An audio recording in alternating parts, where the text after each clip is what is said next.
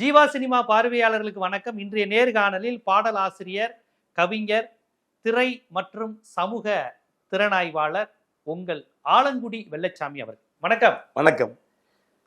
இளையராஜா அவர்களை பற்றி சொல்வது, அந்த நோட்ஸ் எழுதுறது, அவருடைய ஸ்பீடா பாட்டை கம்போஸ் பண்ணி தர்றது, இந்த மாதிரி பல்வேறு விஷயங்கள் சொல்லுவாங்க. அதான் அவருடைய டெக்னிக்கல் நாலேஜ் இருக்குல்ல. அவர் பெரிய இசை கல்லூரியில் படித்தவர் கிடையாது. ஆனால் அவர் ஒரு பீத்தோவன் அளவுக்கு பேசக்கூடிய அளவுக்கான ஆற்றல் திறமை உடையவர். அவர் அந்த இசை குறிப்புகள் இது இன்னைக்கு ஃபாரின்ல போய் சாதிச்சுட்டு இருக்கிறாரு.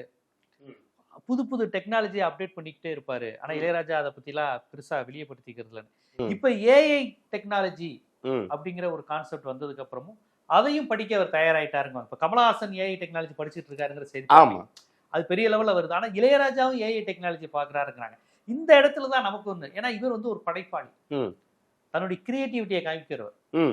ஒரு பாடல் மியூசிக் பண்ணும்போது எந்தையா, ஈவினிங்கா, நண்பகலா, சிறுபொழுதா, பெரும்பொழுதான்னு சங்க இலக்கியம் மாதிரி அதை பாட்டு அதுக்கேத்த இசை வேணும்னு நினைப்பாங்க. கண்ணதாசனையும் அப்படி சொல்லுவாங்க. பாடல் வரிகள்ங்கிறப்பயோ எங்கேயா எம்ஜிஆர் ஜெயலலிதாவை ஈவினிங்ல லவ் பண்றாங்களா, மார்னிங்ல லவ் பண்றாங்களா, அப்ப என்ன குருவி அந்த இடத்துல இருக்கும், இதெல்லாம் பார்த்து கண்ணதாசன் வரிகளை போடுவாரு.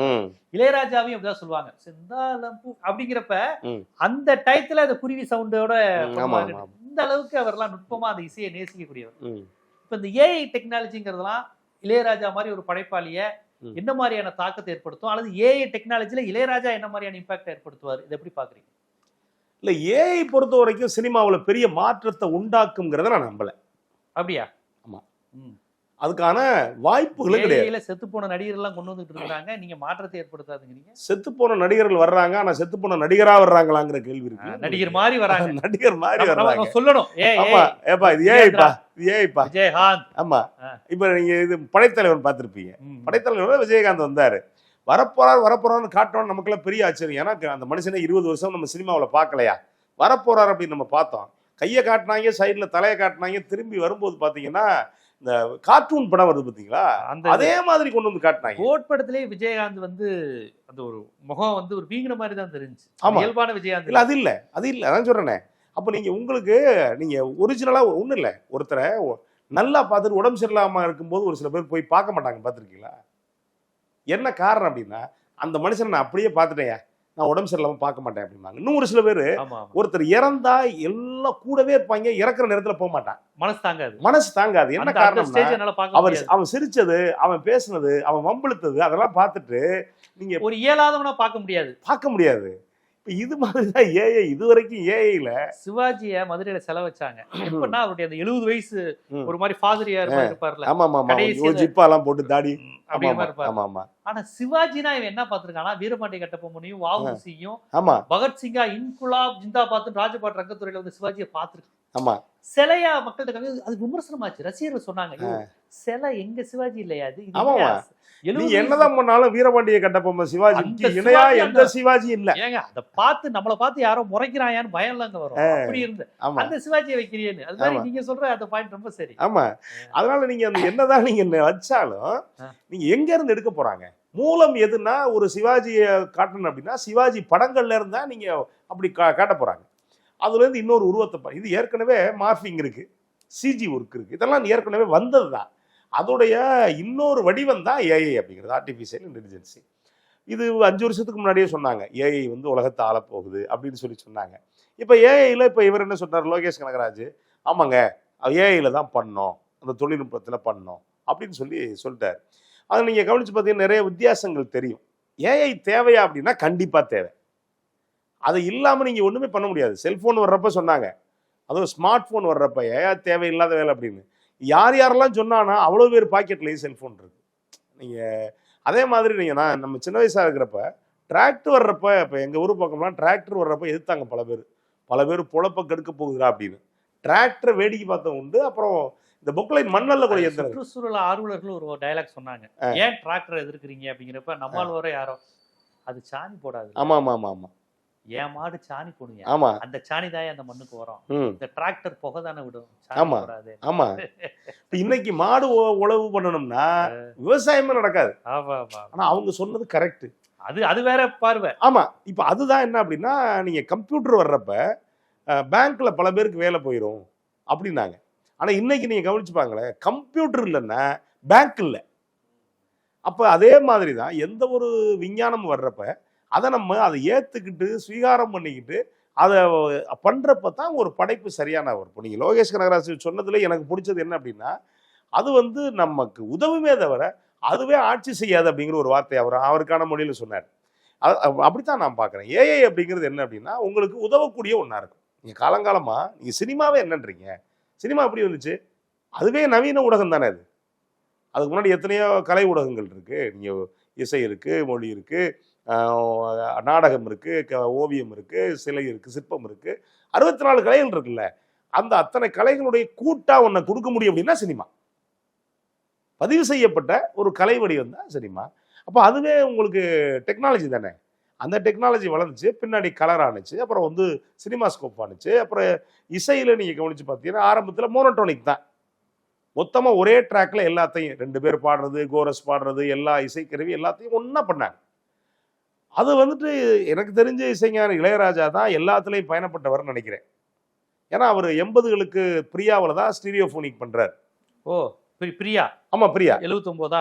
ஆமா 79 அந்த காலகட்டம். அவர் 2-3 வருஷத்துல அது ஒரு அப்டேட்டட் டெக்னாலஜி. ஆமா, நீங்க என்னன்னா நமக்கு பயங்கர ஆச்சரியமா தெரியும். அதுல நீங்க 2 ஸ்பீக்கர் கேட்டு இங்க ஒரு ஸ்பீக்கர் வச்சிருப்பீங்க, இங்க ஒரு ஸ்பீக்கர் வச்சிருப்பீங்க. நீங்க குரல், ஒரு ஆண் குரல் இதுல வரும், பெண் குரல் இதுல வரும். நான்லாம் பயங்கர வேடிக்கை. என்ன பாட்டு? ஏ பாடல் அப்படின்னா, ஆமா ஆமா, ஆண் குரல் இங்க வரும், அடுத்து ராகம் ஒன்றுங்கையில ஆண் குரல் பெண் குரல் இங்க வரும். எப்படிடா அது? அதுக்கு முன்னாடி நம்ம இந்த ஆரன் இருக்குல்ல, ஆரன்ல மொத்தமா டொக்கு டொக்கு எல்லாமே இளையராஜா அப்படி தனித்துவம் தான். ஆமா, நீங்க ஃபர்ஸ்ட் ஸ்டீரியோஃபோனிக் பண்ணாங்க. அதுக்கு முன்னாடி ட்ராக் சிஸ்டம் இருக்குல்ல, கேட்கறதுல நீங்க அது பண்ணு. ட்ராக் சிஸ்டம் ஃபர்ஸ்ட் 8 ட்ராக் வந்துச்சு. 8 ட்ராக்னா நீங்க அதாவது நீங்க ஒரு ஆண் குரலை ஒரு ட்ராக்ல பதிவு பண்ணுவாங்க, பெண் குரலை ஒரு ட்ராக்ல பதிவு பண்ணுவாங்க, ஆண்களுடைய ஹார்மோனி வாய்ஸை ஒரு ட்ராக்ல பதிவு பண்ணுவாங்க, பெண்களுடைய ஹார்மோனி வாய்ஸை ஒரு ட்ராக்ல பதிவு பண்ணுவாங்க, ஸ்ட்ரிங்ஸ் மொத்தமா ஒரு ட்ராக்ல பதிவு பண்ணுவாங்க. நீங்க ப்ளோயிங்னு சொல்லக்கூடிய அந்த இசைக்கருவிகளை, காற்று கருவிகளை ஒரு பக்கம் பதிவு பண்ணுவாங்க. தேவை ஏற்பட்டா ஒரு கருவியை குறைச்சிக்கலாம், ஒரு கருவியை கூட்டிக்கலாம், ஒரு கருவியில மட்டும் எக்கோ கொடுக்க முடியும். இப்படி இந்த டெக்னாலஜி என்ன பண்ணுச்சு அப்படின்னா, இசையுடைய கேட்கக்கூடிய திறனை கூட்டுச்சு. 8 ட்ராக் வர்றப்ப அப்புறம் 16 ட்ராக் வந்துச்சு. இப்ப நீங்க எத்தனையோ ட்ராக் வந்துருச்சு. இப்ப ட்ராக் என்ன செஞ்சுன்னா கெடுக்கல. அது என்ன பண்ணுச்சு அப்படின்னா, உங்களுக்கு இசையை மேம்பட்டு உங்களுக்கு கொடுத்துச்சு ட்ராக் வர்றப்ப. அதே மாதிரி நீங்க கீபோர்டு இருக்கு இல்லையா, இப்போ முன்னாடியெல்லாம் பார்த்தீங்கன்னா ஒரு வயலின் அப்படின்னா ஒரு 60 வயலின் தேவை அப்படின்னா 60 வயலின் வச்சு வாசிக்கணும். நீங்க கீபோர்டில் மேம்பட்ட கீபோர்டு வர்றப்ப, மியூசிக்கல் கீபோர்டு வர்றப்ப எல்லாத்தையும் உங்களால் எடுத்துட முடியும். அப்போ என்ன ஆகுது அப்படின்னா, உங்களுக்கு இசைக்கு உதவி பண்ணுது. நீங்க ராஜா சாருடைய ஆரம்ப பார்த்தீங்கன்னா 80களில் நிறைய பாடல்கள் வித்தியாசமான டோன் பண்ணியிருப்பார். 80கள் தொடக்கத்தில். ஆமா, 80கள் தொடக்கத்தில் பல பாடல்களுக்கு மியூசிக்ல வித்தியாசமான டோன் பண்ணியிருப்பார். அது நீங்க பார்த்தீங்கன்னா ஒரு பக்கம் ஸ்ட்ரிங்ஸ் மாதிரி இருக்கும், இன்னொரு பக்கம் பார்த்தீங்கன்னா ஃப்ளூட் கலந்த மாதிரி இருக்கும். அது என்னன்னா அந்த கீபோர்டு செஞ்ச அந்த ஜாலங்கள். அப்போ என்ன ஆகுது அப்படின்னா, எப்படி உங்களுக்கு ட்ராக்ல ஒரு கனெக்ட் பண்ணாங்களோ, நீங்க கேட்கறதுல ஸ்டீரியோஃபோனிக்ல 2 கருவியை ஒரு பக்கம் சில்லிங் இந்த பக்கம் வரும், இந்த பக்கம் பார்த்தீங்கன்னா நாதஸ்வரம் முடிக்கையில பார்த்தீங்கன்னா இந்த பக்கம் இது வரும், வயலின் வரும். அப்போ நீங்க ஒரு புதுவித உணர்வு வந்துச்சுல்ல. அதுக்கடுத்து இப்போ நீங்க பாருங்க தியேட்டர்ல 3.5நாங்க, அப்புறம் 5.1 அப்படிங்கிறாங்க, டால்பி சிஸ்டம், இதெல்லாம் என்னங்கிறீங்க. நீங்க பார்த்தீங்கன்னா அந்த கார் இங்கேருந்து வர்றப்ப அங்கேருந்து இந்த சவுண்டு இங்கேருந்து இங்கேருந்து இந்த கார் அங்கே போகல இங்கே வந்துடும். இப்போ உங்களுக்கு இன்னொரு பரவசத்தை தானே அது கொடுக்குது. அப்போ ஏஐயும் இப்போ என்ன முழுசாக யாரும் பயன்படுத்தலை. ஏஐயும் உங்களுக்கு பரவசத்தை கொடுக்கறதுக்கான இன்னொரு வாய்ப்பா அது அமையுமே தவிர, ஏஐ முழுசா உங்களுக்கு ஒரு புதுமையை பண்ணிருன்னு எனக்கு நம்பிக்கை இல்லை. ஓஹோ, இது ராஜா சார் சொன்னாரு என்னன்னா, இசை எனக்கு இசையில ஏஐ தான் போட்டி அப்படின்னாரு. என்னைய கேட்டா அது சொல்லியிருக்க வேண்டியதுல தான் நான் நினைக்கிறேன்.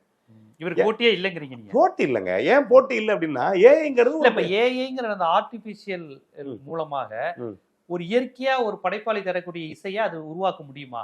அந்த உணர்வை, அந்த உள்ளுணர்வை புரிஞ்சுக்கிட்டு செயற்கையா ரோபோ மாதிரி அது பண்ணிட முடியுமா? இல்ல, ரோபோவோட அது வேகமானது தான் அது. நீங்க ஒண்ணும் இல்ல, இந்த ChatGPT ஒரு விஷயத்தை கொடுத்தீங்க அப்படின்னா நீங்க சொல்லி முடிக்கிறதுல கடகடன்னு கொட்டிடுது. ஆமா, அது மாதிரி இசையை கொண்டு வர முடியுமான்னு கேட்கிறேன். கண்டிப்பா கொண்டு வரும். ஐயா ஞானசம்பந்தன் ஒரு முறை நான் கூட பதிவு பண்ணியிருக்கேன். ரொம்ப அமெரிக்கா போயிருக்கப்ப அவர் சொன்னார், இப்போ 2-3 வருஷத்துக்கு முன்னாடி சொன்னப்ப என் நண்பர் ஏஐல பண்ணி கொடுத்தது அப்படின்னாரு. ஒரு பாட்டை காட்டினார். என்ன அப்படின்னா, இவர் இதை ஒரு சில விஷயங்களை நீங்கள் வாய்ஸில் சொல்லிட்டீங்கன்னா அதுவே இசையமைச்சு காதலா சோகமா அதுவா அப்படி பாட்டு பாடி அதுவே கொடுத்துருது. இப்போ அதை சொல்றது 4 வருஷத்துக்கு முன்னாடி கொடுக்குமானா கண்டிப்பாக கொடுக்கும். இப்போ இவர் கூட சொன்னாப்புல ஒரு பாட்டு நான் பயன்படுத்தணும், ஏஐ பயன்படுத்தணும் அப்படின்னு. ஏஐல பவதாரணி இறந்த பிறகு பவதாரணி குரல்ல வந்து ஏஐல பயன்படுத்தினாங்க. அதே மாதிரி அவங்க குரலை தான் பயன்படுத்த முடியும். ஏஐயால புதுசா ஒரு குரலை உருவாக்க முடியாது. உருவாக்கலாம், அதுவும் உருவாக்கலாம். இப்ப எஸ்பிபி மாதிரி இன்னொரு குரல், மனோ மாதிரி இன்னொரு குரல் உருவாக்கலாம். இந்த சாயல்ல வேணும்னு. ஆமா, அது நமக்கு அசலை விட திருப்தியை தருமா? திருப்தி தரலாம். அந்த உணர்வை கொடுக்க முடியுமாங்கிற நம்பிக்கை எனக்கு இன்னும் வரல. நான் இன்னொன்று சொல்றேனே, இப்போ ஒரு நான் கூட சொல்லியிருக்கேன், ஒரு ஒரு வட்டார வழக்கு இருக்கு. ஒரு வட்டார வழக்குல எல்லா சொல்லையும் இதுவரைக்கும் பதிவு பண்ண எந்தவித படைப்பாளிகளும் கிடையாது. இப்போ ஒரு ஊர் இருக்கு, எங்க ஊர் இருக்குச்சுங்களேன், ஊருக்குள்ள மசண்டையில வா அப்படிம்பாங்க. மசண்டையில வா அப்படிம்பாங்க. சரி, மசண்டைன்னா இப்போ உங்களுக்கு தெரியுதா? தெரியல. மசண்டை அப்படின்னா இரவும் பகலும் உரசிக்கொள்ளும் அந்தி பொழுது. அப்பா, இதுதானே வைரமுத்து பாடி தாங்க, உரசிக்கொள்ளும் அந்தி பொழுதில் வந்து விடு அப்படின்னா. இந்த மசண்டைங்கிற சொல்லி யாருக்கு தெரியும்? அந்த வட்டத்துல இருக்க பகுதி மக்களுக்கு தான் தெரியும். புதுக்கோட்டைக்காரர் பேசுறது மதுரைக்காரங்களுக்கே தெரியலையா? அப்ப தெரியல. வேடு கட்டுறதுன்னு ஒரு சொல்றது. என்னது வேடு கட்டுறது? தெரியுமா உங்களுக்கு? தெரியாது. நீங்க மதுரைக்காரர் தான். 100 கிலோமீட்டர் தான் 2 ஊருக்கும். ஆமா, அவ்வளவுதான். அவ்வளவுதானே. விராலிமலை வந்துட்டா கிட்டத்தட்ட இதானே. ஆமா, வேடு கட்டுறதுன்னா நீங்க முன்னாடி என்ன பண்ணுவாங்கன்னா, சோறு சமைச்சிருவாங்கல்ல, சமைச்சு இரவு சாப்பிட்டுட்டு என்ன பண்ணுவாங்கன்னா, அதை தண்ணியை ஊத்தி மூடி வைக்க மாட்டாங்க. மேல வந்து வெள்ளை துணியை, பழைய பழந்துணின்னு பேரு, அந்த வெள்ளை துணியை வச்சு அப்படி கட்டிட்டு அப்படியே வச்சிருவாங்க. கட்டி அப்படி ஒரு உருக்கு மாதிரி போட்டு உள்ள சொருவி விட்டு வச்சிருவாங்க. இதுக்கு பேரு வேடு கட்டுறது அப்படின்னு பேரு. இப்போ உங்களுக்கு தெரியல, உங்களுக்கே தெரியலங்கிறப்ப ஏஐக்கு எப்படி தெரியும்? ஏஐங்கிறது என்ன அப்படின்னு இந்த மாதிரி விஷயங்கள்லாம் ஏஐல கொண்டு வர முடியாது. எப்படி கொண்டு வருவீங்க நீங்க? அது ஒரு ஃபீட் பண்ண ஒரு எந்திரம் தானே அது. கருத்தமால கல்யாணம் பண்ணி போகும்போது வைரமுத்து பஞ்சாரத்து கோழியை விட்டுன்னு ஒரு வார்த்தை விட்டுருப்பாரு. ஆமாங்க, பஞ்சாரம் கொட்டக்குள்ள ஊரை விட்டு பஞ்சாரத்து கோழியை விட்டு. பஞ்சாரம்ங்கிறது தேனி பகுதி வார்த்தை. எங்க ஊர்ல பஞ்சாரம் கிடையாது. எங்க ஊர்ல என்ன சொன்னா கோழி குடாப்பும்பா. இந்த உணர்வு, இந்த வாழ்வியெல்லாம் ஏஐல தர முடியாது. அதுக்கு இளையராஜா வேணும், வைரமுத்து. அதுக்கு இளையராஜா வேணும், வைரமுத்து வேணும், எக்ஸெட்ரா. இன்னொரு கவிஞர், இன்னொரு இசையமைப்பாளர் வேணும். அப்போ வந்து ஏஐ வந்து எனக்கு போட்டி அப்படிங்கிறதுல எனக்கு கண்டிப்பா எனக்கு அதுல உடன்பாடு இல்லை. அதை அவர் ஒரு நிலையில சொல்லியிருக்கலாம். நீங்க யாருக்கு தேவைப்படும் ஏஐ அப்படின்னா, இசை நுட்பத்துல பெருசா ஆழங்கால் படாத, மக்கள் வாழ்வியல்ல பெருசா ஆழங்கால் படாத, வரலாறுகளை பெருசா படிக்காத, சமூகத்துல இருக்கக்கூடிய பண்பாடுகளை பெருசா உள்வாங்காத ஒரு படைப்பாளிக்கு வேணும் அப்படின்னா ஒரு ஏஐ தேவை. லோகேஷ் கனகராஜுக்கு ஓகே, அவரே நான் முழுசா பயன்படுத்த மாட்டேன்ட்டார். ஓகே, பயன்படுத்தலாம், உணர்வு ரீதியா பயன்படுத்த. உணர்வு ரீதியா அதுல எவ்வளவு நீங்க என்ன கொடுத்துருக்கீங்களா தானே வரப்போகுது, அவ்வளவுதானே. நீங்க என்ன இப்ப எடிட்டிங்கே கூட இதை எடிட் பண்ணா எங்க கேப் விட்டுருக்குன்னு பார்த்து அதை டிஃபால்ட்டா எடிட் பண்ணிரும். அது பண்ணிரும். இப்போ உங்கள்ட்ட பேசுறாங்க, கேப் இருக்கிற நேரத்துல வேணாம், பட் பேசுறது அப்படியே போடுங்க. ஆனா நீங்க பேசுறது ஏதாவது பிழை இருந்தா எடிட் பண்ண தெரியாது ஏஐக்கு. அது தெரியாது. அது எந்திரம் தானே. அது ஒவ்வொரு சேனலுக்கு சேனல் பார்ப்பேன். என் சேனல்ல இந்த மாதிரி வார்த்தைகள் வேணாம்னு நினைப்பேன். அதுக்கு ஒரு மேனுவலா ஒரு எடிட்டர் இருந்து அதை பண்ண நம்ம இதுல இந்த மாதிரி கண்ணிய குறைய வேணாம். சில சேனல்கள்ல கசமுசா கிசு அது அதிகமா விரும்புவாங்க. அப்ப அதை போடுன்னு சொல்லுவாங்க. நீங்க அதை சொல்லலாம், அது போடலனாலே அவங்களுக்கு தூக்கம் வராது. அப்ப ஏஐ அப்படி ஒரு கோட் வேர்ட் எதுவும் செட் பண்ண முடியுமா? நம்ம சேனல் அப்படிலாம் பண்ண முடியாது. இல்ல, அதெல்லாம் நீங்க பண்ணிடுவாங்க. என்னைய பொறுத்த வரைக்கும் ஒரு முழுமையான ஒரு உணர்வை வந்து ஏஐயால தர முடியாதுங்கிறது என்னுடைய நம்பிக்கை. அது கொடுக்கும், இல்லைன்னு சொல்லலை.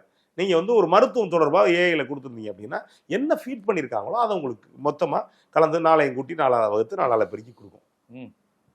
நீ ஒரு கலை தொடர்பா கொடுத்து கூகுளே எல்லாமே நம்ம சொல்லி நம்புறோம் பார்த்தீங்களா? கூகுளோட இன்னொரு வெர்ஷன் தானே அது. அதாவது இன்னும் சொல்ல போனா கூகுள், ஏஐ, இந்த சாட் ஜிபிடி எல்லாம் ஏற்கனவே விஷயம் தெரிஞ்சவனுக்கு கூடுதலா உதவக்கூடிய ஒரு விஷயமா இருக்குமே ஒழிய இதை பேஸ்ன்னு வச்சானா அவன் தற்கூரியாதான் இருப்பான். ஆமா, அது நீங்க ஒருபோதும் முடியாது. நீங்க மனித உணர்வுகளுடைய முழுமையான கலவையா ஏஐ மாற முடியாது. ஒருவேளை மாறலாம், 100 ஆண்டுகள் கழிச்சு மாறலாம், இல்லை ஒரு 50 ஆண்டுகள் கழிச்சு கூட வரலாம். ஏன்னா இவன் எல்லாத்தையும் ஒருவேளை அதுகிட்ட கொடுத்துட்டான் அப்படின்னா அது பண்ணி கொடுக்கலாம். நீங்க இசையில வந்துட்டு இளையராஜா கொடுத்த ஒரு தாயை பத்தின ஒரு பாட்டுடைய ஒரு அதிகமான சோகத்தை அது கொடுத்துட முடியாது. அந்த உணர்வு தான முடியாது, கொடுத்துட முடியாது. ராமராஜன் பாட்டு இருக்கு ரேகாட்ட, தாலாட்டு அந்த ட்ரெயின் சவுண்டோட சேர்ந்து அது ஒரு வித்தியாசமா தருங்க. ஆமாங்க, பாட்டுக்கு நான் அடிமை அப்படி. இளையராஜா தானே அது. நான் இன்னைக்கு ஒரு பாட்டு போட்டேன். நீங்க என்ன அப்படின்னா அதுதான் நீங்க ஏஏ அப்படிங்கிறப்ப இதுல வரக்கூடிய சிவப்புரோஜாக்கள்ல வரக்கூடிய பாட்டு, நீங்க அந்த பாட்டு கேட்டிருப்பீங்க. அந்த நினைவோ ஒரு பறவை. நினைவோ ஒரு பறவை. நினைவோ ஒரு பறவையில நான் எதுக்கு இப்போ நீங்க சொல்றீங்கல்ல ஏஐக்கு எனக்கு அதுக்கு போட்டி அப்படின்னு சொன்னார் தெரியுமா அவரு? அது என்ன தெரியுமா உங்களுக்கு? மெட்டு முழுக்க என்ன தெரியுமா? அப்படியே நீங்க பரவசத்துல, அதாவது அதீதமான காதல்ல 2 பேர் தனிமையில ஒரு காதலன் காதலி. நீங்க காதலிச்சிருக்கீங்களா? காதலிச்சிருக்கீங்க, புரியுது. அப்போ உங்களுக்கு அந்த உணர்வு தெரியும், ஒரு பரவச நிலை தெரியும்.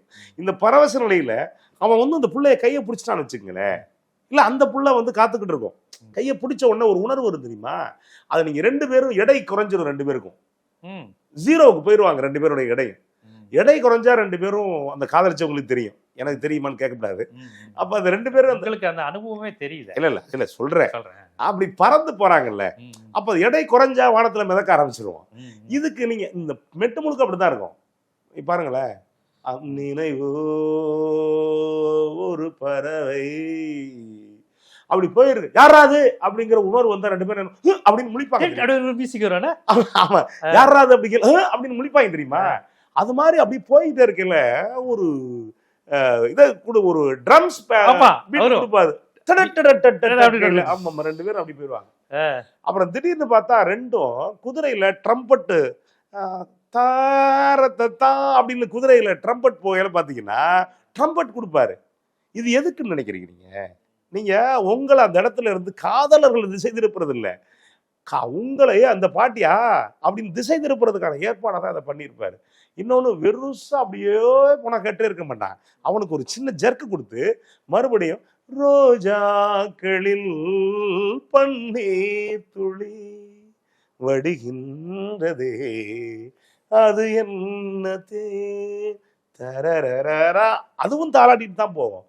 அது முடிக்கையில திடீர்னு தடட்டட்டையில உங்களுக்கு இன்னொரு உணர்வு அது கொடுத்துரும். நீங்க அந்த மாற்றத்தை, உணர்வு பரிமாற்றத்துக்கு நடுவுல மாற்றம் இருக்கு, கன்ஜெக்ஷன் மாதிரி இருக்காது. ஆமா, அது கொடுத்துரும். அதை ஏஐ கொடுத்துருமாங்கிற நம்பிக்கை எனக்கு இல்லை. இது ஒரு இசையமைப்பாளனால தான் கொடுக்க முடியும். ஒரு உணர்வு கலந்த ஒரு அடிப்படையில் இருக்கக்கூடிய இசையமைப்பாளனால மட்டும்தான் அது கொடுக்க முடியும். ஏஐ கொடுக்காது. கொடுக்குங்கிற நம்பிக்கை எனக்கு இப்பவும் இல்லை. இன்னொரு 50 வருஷத்துக்கு கொடுக்குமாங்கிற நம்பிக்கை எனக்கு இல்லை. ஒரு 50 வருஷம் கழிச்சு கூட கொடுக்கலாம். ஏஐ வந்து ஒரு லவ் சாங் போடனா போட்டுரும், போடும். ஆனா இந்த ஃபீலிங் வருமானு தெரியாது. இந்த ஃபீல் வராது.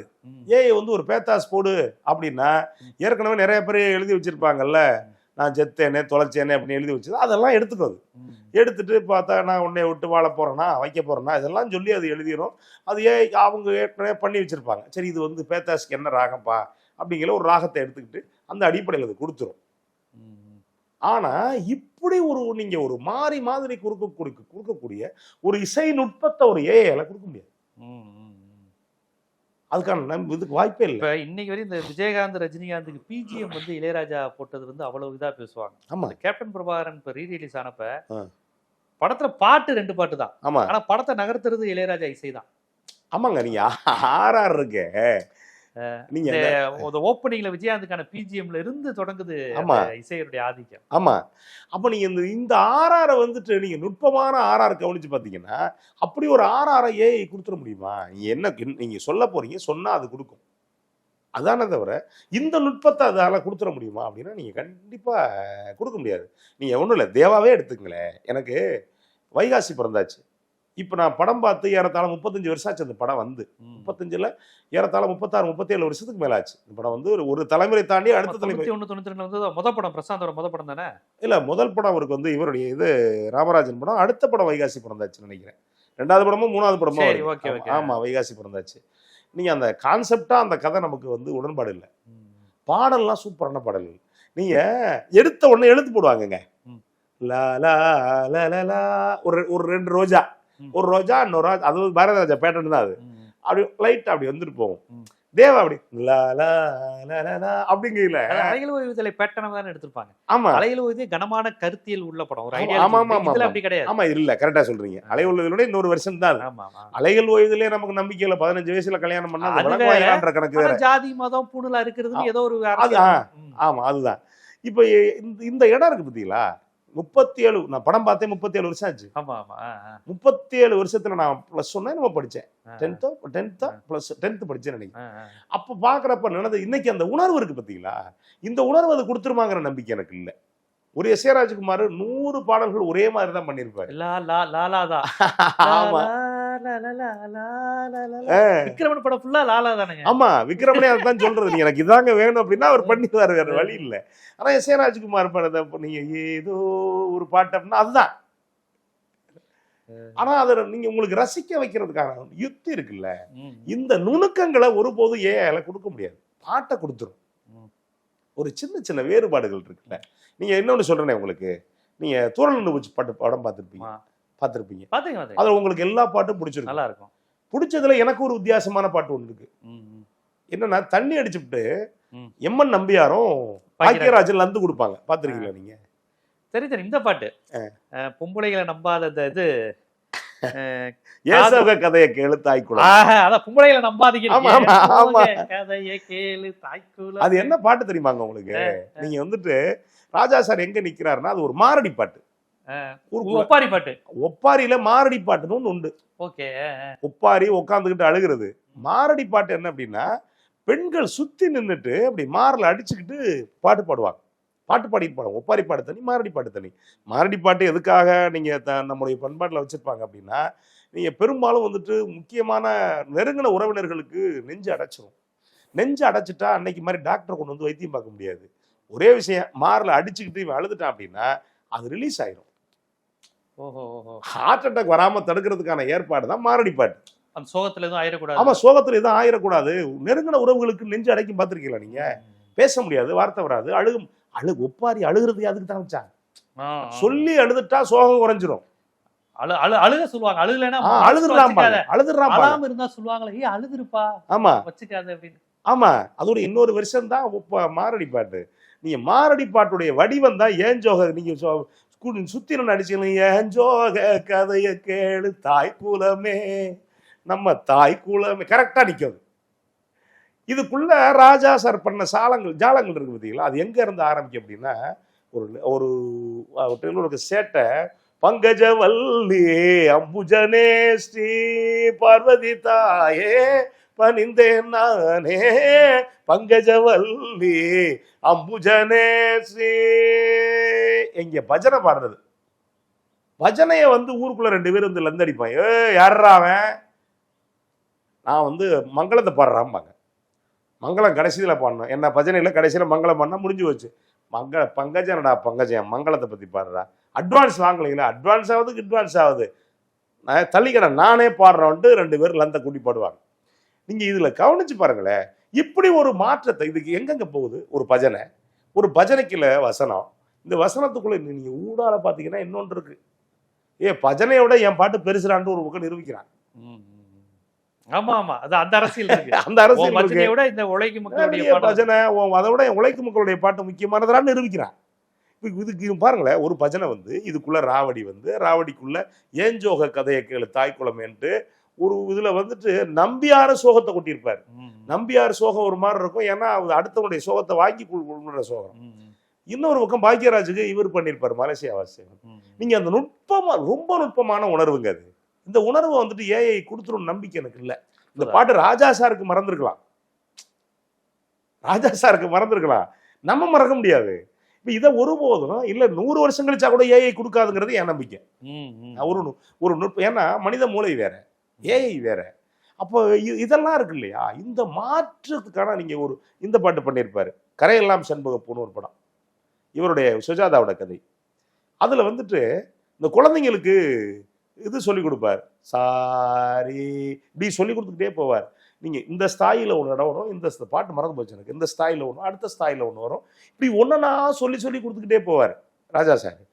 நீங்க அதெல்லாம் ஏஐல பண்ண முடியாதுங்க, ஒருவதும் பண்ண முடியாது. எனக்கு 100 ஆண்டுகளுக்கு நம்பிக்கை இருக்கு, எனக்கு பண்ண முடியாது. அந்த மாதிரியான ஒரு வித்தியாசமான பாட்டை ஏஐ பண்ண முடியாது. அப்படி ஒரு சாத்திய கூறுகளே கிடையாது. நீங்க இது மாதிரி ஒரு 100 பாட்டு சொல்ல முடியும். அண்ணே அண்ணே சிப்பாயனை நீங்க பாட்டு கேட்டிருக்கீங்க. அது என்ன வடிவம் தெரியுமா உங்களுக்கு?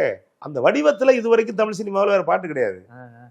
அது ஏஐ பண்ணிருமா உங்களுக்கு? ராகத்தை கொடுத்தீங்கன்னா அது ஒரு பாட்டை பண்ணி போட்டு கொடுக்கும். அதுக்கான வரிகளை போட்டு கொடுக்கும். மாங்குயிலே பொங்குயிலைனா பூங்குயிலே மாங்குயிலேன்னு மாற்றி கொடுக்கும். நம்ம செய்தி ஒன்று கேளுன்னா கேளு ஒரு செய்தின்னு கொடுக்கும்.